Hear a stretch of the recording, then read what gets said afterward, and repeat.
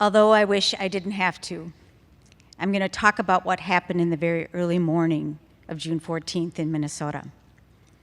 A man armed with a large cache of weapons and ammunition, impersonating a police officer, approached the homes of 4 Minnesota legislators. He first shot and gravely wounded Senator John Hortman, his wife Yvette. He traumatized their daughter, who witnessed the shootings and heroically first notified authorities that a public servant had been targeted for assassination.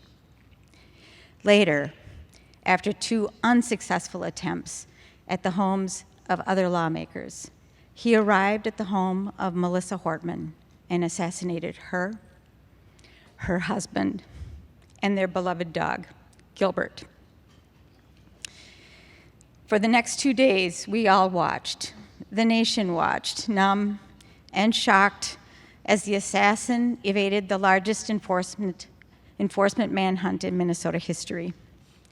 After 43 hours, he was apprehended, arrested, and later charged.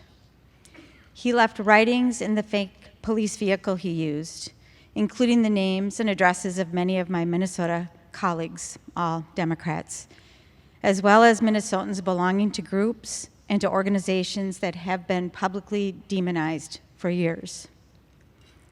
Many of you knew Speaker Hortman. Beginning in 2007, I served with her.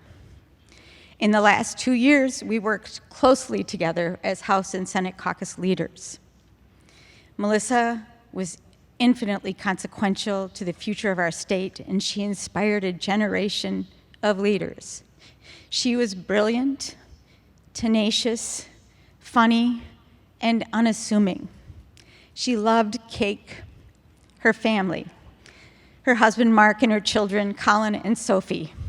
She loved margaritas, her garden, skiing, and she loved her work. She always came ready to work. She was a partner and an ally and a formidable opponent, but her hallmark was her priority, to get our work done for Minnesotans.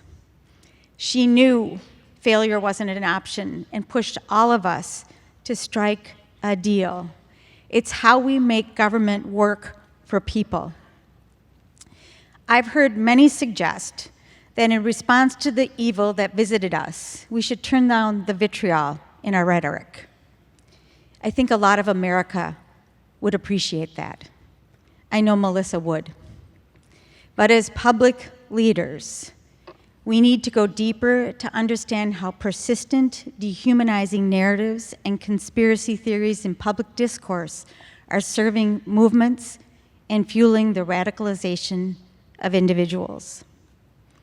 On the day of the assassinations, I watched in real time as false narratives laying political blame were built on social media platforms.